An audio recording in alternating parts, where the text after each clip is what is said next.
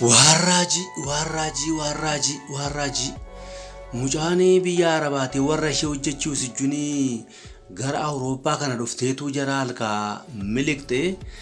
Jara halkaa miliqnaanii yeroo isaan poolisiitti fanii kunoo akkasittiin isee barbaadaa jiru asuma keessa badde jedhanii. Mucaan tokko immoo dhuftee mucaan Itoophiyaan tokko dhuftee sila immoo nu gaafattee turte. Gara akkasii jettee ishee dhatee hin beekne dhugaa dubbachuuf taanaan nu bakka sana itti himne karaa isaatti agarsiifne isee dhatee nuuf hin galle dhufanii jarrisii waan lammii keenya fuula keenya ilaalanii waan lammii keenya beekaniif hin barre dhufanii nu gaafatanii intala akkasii waan akkasii jennaan lakkii nu hin agarree namni nu beeknu kun hin jiru jenne amma gajarri muddamanii ishee barbaadaa jiru hin qabamoo hin qabanii akkam taatii kana waaqayyo beeku waan fedheefiyyuu mee waliin hordofnu hin beeku waliin hordofnee ilaallame.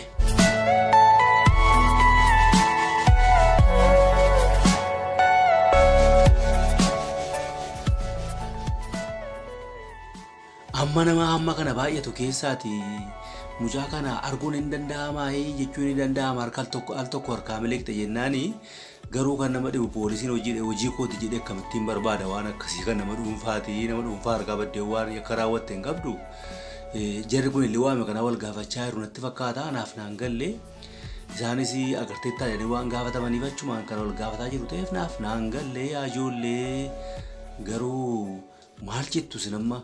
Ishee baasu jettumoo lakkii seeraara dhuftee hagaltu jettu anoo akkasaa wallaalee dhugaa dubbachuuf taanaani maal egaa carraa akkasii argatanii biyya kana ga'anii biyya kanaa immoo deebisanii gad deebi'aniiti galuun ulfaataadha yoo waadaa seentee dhufteeyyuu garuu nama ajaa'iba dhuftee keessa baduunse kana keessa badde garuu maa inni gadhummaan isaa maal isinitti fakkaate nama isin agartan kun baay'een isaa bifti isaa adiidha.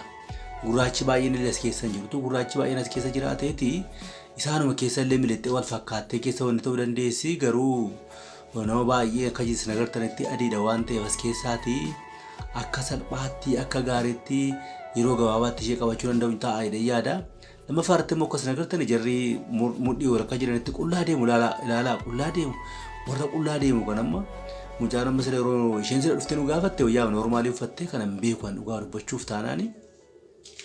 Anin beeku an majal callisee al tokko kaameraa irraan qaba beektu yaa waaqa sada ungulaalu maa inni ungulaalamu kun immoo jabaa maa inni ungulaalamaa jiru kun immoo nama dhibuuyi nama ajaa'iba yaa waaqayyoo koo yaa rabbii maa inni immoo gaa maal ta'uu yoo naqa egaa namichi gaa adaamaadha jechuun boobbee adaamaadha jechuun yoo naqa isa jedhe sana ta'e dubbiin. Maal amma kuni mucaan baga baatee jettee sirbaa fi jirti fakkaata yeroo mucatti ilaaloo isheen sirbitu kun nama gara biyya keenyaa kana natti fakkaatti baga baatee kana booddeen argattanii laaktiin jetteetti waan itti ungulaa jirtu natti fakkaata. Anaan arge dhugaa mucattiin qabamte immoo akka nun aarsine malee. Yaadako inungulaalti yaasa ungulaalamu waan inni ijoollee waan isaa anaamnaa garuu dhugaa dubbachuuf taanani mucattiin ani hin beeku waaqumtesee haa eegugaa maal godhugaa iddii baate bakka kaayyoo ishee ga'u isheen amma jireenya mo'achuudhaan maleessaa yakka raawwachuu barbaaddee waan badde natti hin fakkaatu. Jireenyuma of mo'achuu hin dandeenye sanatti jireenya biyya keenyaa sarkiyaa sanatti callistee galuu biyya kanatti naa darbee immoo maatii koof illee dabarsaa ofii koof naa darbaa maatii koof naa dabarsaa jetteetti kan isheen dhufteedha yaada. Garuu dhugaa dubbachuuf taanaan jireenyi biyya baqaa kun akka fagootti yaadan miti. Akka biyya fagootti yaadan miti biyya ofii yaaduun dhufa gaaf tokko agartuu amma adii kana keessaati mucattiin fagootti wanti taanee qabuudha yaadala nama baay'eedha isaan beektu inni kaanas deema inni kaanachi deema ani ko namni maatii maan dhufan immoo nama biyya kanaatti hoppaasan hin jedhamu mucaa kana qabuutti baay'ee wal isaan beektu callisanii duukaa deemu waan fedheef iyyuu gaa yoo ishee qabanii wanni ta'ani akkasittiin viidiyoodhaan waraabnee illee mucattiillee eenyu akka isheen taate beeksifna gaa akka isheen nu duraati hin miidhamnetti yoo baate jette immoo baate gaa hin beeku ani gaa isin kadhadhaafi garuu kadhadhaa akkuma barbaadanitti kadhadhaafi isin kadhadhaa. Warra duwwaayee gootan duwwaayee godhaafi warra kadhattan kadhadhaafi mee ni ilaalame kadhadhaafi isin dhugaa Kanadhaafis nama jettiin narrifadha beektu nama magaalaa ta'e nama biyya Itoophiyaa kana fakkaatu gaafa argu narrifadha mucattiidha jedhee amma yeroo argamtam taate mucattiin immoo galame qofaa ishee ilaalaa afaan hin beektu. Baddeetti nama barbaaddu nama walii duraa turte hin arganne sila bakka tokko nu gaafatte bakka sana gaa nama kenneef ta'a. Namni kenneef sun immoo nama nagaa ta'uu dhiisuu danda'a. Hin beekamu gaa akkuma carraatti kan bilbila qilleensa kanarratti wal barte ta'uu danda'a.